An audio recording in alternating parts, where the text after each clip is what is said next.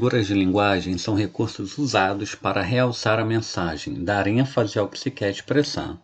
Vamos então aos nossos exemplos. A aliteração é a repetição de sons consonantais, ou seja, das consoantes. Temos lá, boi bem bravo, bate baixo, bota baba, boi berrando. Poema de Guimarães Rosa, escritor brasileiro. Nós temos na assonância a repetição dos mesmos sons vocálicos, ou seja, das vogais. A. Plangentes violões, dormentes, morno, também um poeta brasileiro chamado Cruz de Souza. Então, nós temos aqui a assonância, vê que repete os mesmos sons das vogais. E olha que legal, dizendo, o rato roeu a roupa do rei de Roma. Percebam que a repetição consonantal do R. E o Cascão fica super feliz. Cebolinha, você aprendeu a falar. E quando o Cebolinha passa pelo Cascão, ele fala clalo. Então, nós temos até a turma da Mônica utilizando a aliteração. Nós vamos falar agora sobre a inversão ou hipérbato. A inversão nada mais é do que a ordem natural determinada pela língua portuguesa do sentido das palavras. Então, nós temos a ordem direta. O que é a ordem direta? Primeiro vem o sujeito e depois vem o predicado. Primeiro vem o sujeito, depois vem o verbo e depois vem o complemento do verbo. E olha aí o nosso exemplo. Dança à noite. O casal de apaixonados no clube. Esta frase não está na ordem direta. A ordem direta é: o casal de apaixonados dança no clube à noite. Então, a inversão vocês precisam entender o que é um sujeito, o que é o predicado, esses elementos que vocês estão aprendendo, tá bom? Vamos falar sobre a metáfora. O que é a metáfora? A metáfora é quando a palavra está com um sentido figurado, sem o conectivo de comparação, que vocês vão entender já já. E nós temos o exemplo, meu pai é um leão. Veja bem esse exemplo. Eu estou falando que meu pai é leão, mas se eu sou um ser humano, como é que eu tenho um pai leão? É impossível. Então, eu estou dando características do leão para o meu pai. Essas características têm a representatividade de um leão. Ele é forte, ele defende a família. Então, eu estou querendo dizer nessas características, tá bom? Lembrando que só quem pode falar que tem um pai leão e que não vai ser metáfora é o nosso amigo Simba com o seu pai Mufasa. Nós temos a figura de linguagem comparação, que é muito parecida com a metáfora, mas tem um detalhezinho que faz elas ficarem diferentes. Então, vamos descobrir qual é. É a comparação entre dois termos, parecido com a metáfora, mas neste caso utiliza-se o conectivo entre as palavras comparadas. Olha lá que legal no exemplo. Meu pai é como um leão. Percebam, turminha, que eu coloquei exatamente igual o exemplo da metáfora para vocês perceberem a diferença entre metáfora e comparação. Na comparação, o conectivo aparece. Meu pai é como um leão. Esse como é o conectivo que faz a relação, a comparação entre um termo e o outro, o que não acontece na metáfora, tá bom? Por isso que a metáfora, as palavras estão lá com um sentido figurado bem evidente. Aqui você está fazendo uma comparação de um termo com o outro, tá bom, turminha? Chegamos na personificação, turminha, e a personificação ela tem um outro nome também, conhecida como prosopopeia, tá bom? São os dois nomes. Personificação. Dar sentimentos ou ações humanas para objetos ou animais. Então nós temos o exemplo. Está um dia triste, olha lá, chovendo. Só que aí ele colocou o quê? Um dia triste. Então a tristeza é um sentimento humano. Então não pode ser um atributo da nuvem ou do dia. Então, é uma característica humana, é personificação. O cachorro sorria com felicidade. A gente sabe que cachorro não sorri, embora tenha alguns que ficam fazendo umas carinhas muito engraçadas. O da minha irmã, então, a gente morre de rir.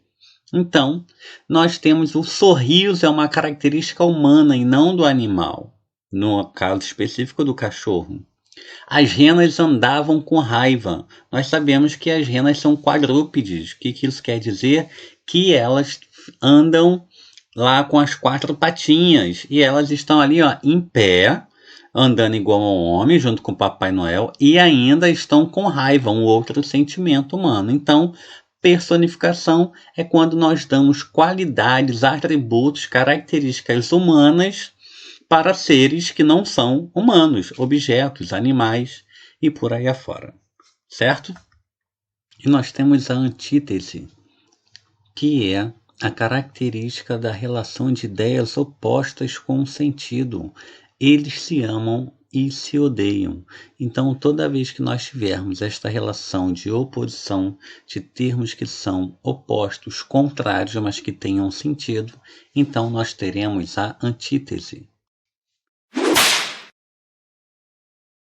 Poucas coisas me irritam tanto quanto tautologia. Vocês sabem o que é tautologia? Você sabe, não? A tautologia é a repetição de uma ideia na mesma expressão, mas com palavras diferentes. Redundância, pleonasmo. Ah! Ele adora falar rebuscado, falar chique. Loucura! Rapaz! Bom, eu tava falando de quê? Que eu tenho mania de falar difícil. Ele tem mania de falar difícil, assim, de falar chique, rebuscado. Mas aí eu vou cantar tudo empolado, Caicai Balão. Aí você vai cantar pro seu filho essa sua versão, gosta de aparecer, né, falar bonito, vai cantar pro filho Caicai Balão.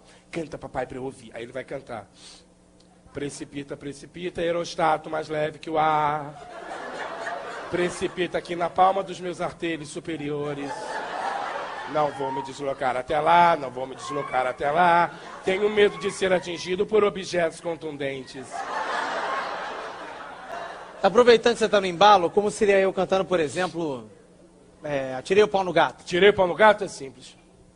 Arremessei o projétil felino, porém o felino não veio a falecer, ser progenitora Francisca, ficou estupefacta pelo som emitido pelo animal. Onomatopeia referente aos felinos.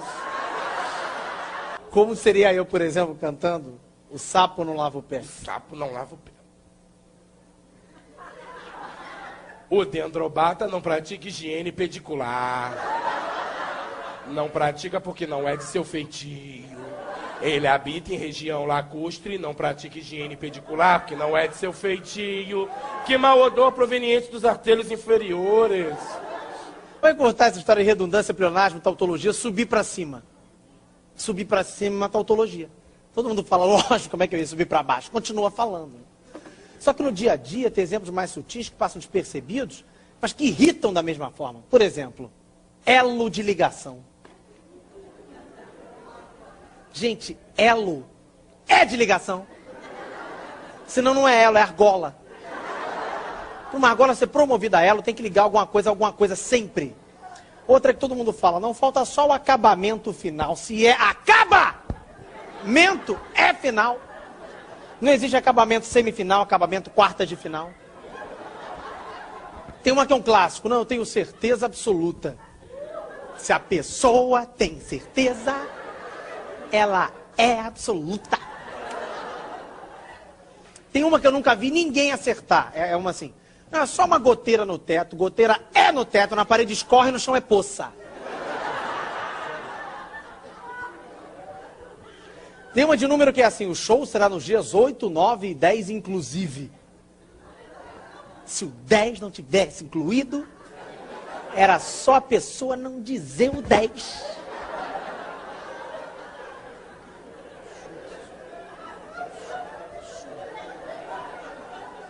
Divida o melão em 2 metades iguais. Se é metade, é na Maria Braga.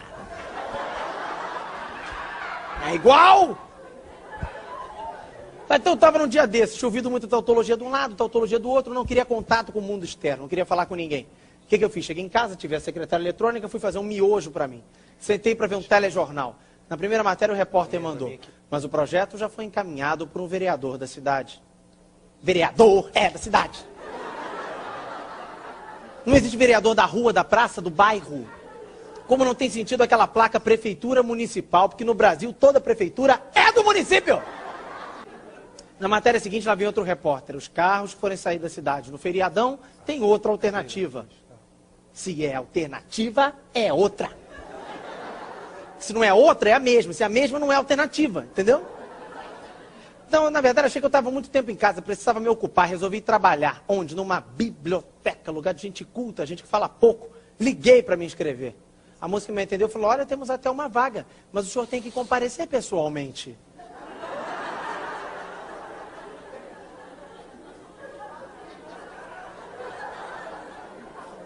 Não, bacana ela ter me avisado que eu não aprendi ainda a comparecer por e-mail.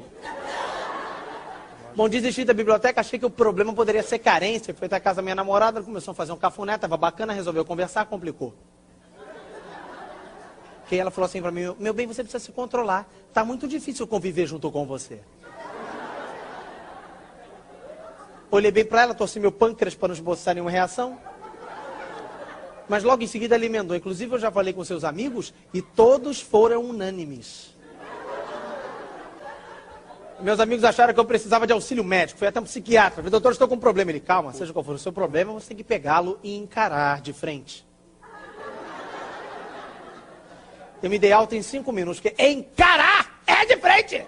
É de lá achando que o problema poderia ser espiritual. Entrei na primeira igreja que vi, me ajoelhei e falei, Frei, me salve, irmão. Eu já curei aqui uma multidão de pessoas. Falei nada. Frei achou que eu estava duvidando dele. Falou, isso é um fato real. Aí eu falei, Frei, Obrigado, isso é fato. Nada, meu gente. Isso é fato. É real. É real. Então, isso é um fato real. Você precisa sentir a presença de Deus, aquela surpresa inesperada. Desmaiei. Acordei no hospital, de uma doce enfermeira olhava para mim e dizia, olha, você passou a noite inteira na UTI, mas já está no quarto e pode ir embora assim que amanhecer o dia. Voltei para a UTI. Mas desde que saí do hospital, me curei. Me curei, Leandro. Porque eu descobri que o negócio é desabafar. Que bom. Então, quando alguém fala uma tautologia perto de mim, eu grito, fico bom na hora. É mesmo, é? É, mas também não dou uns gritinhos, não. Não, você grita alto, né? Eu grito alto. Grita alto! Ah!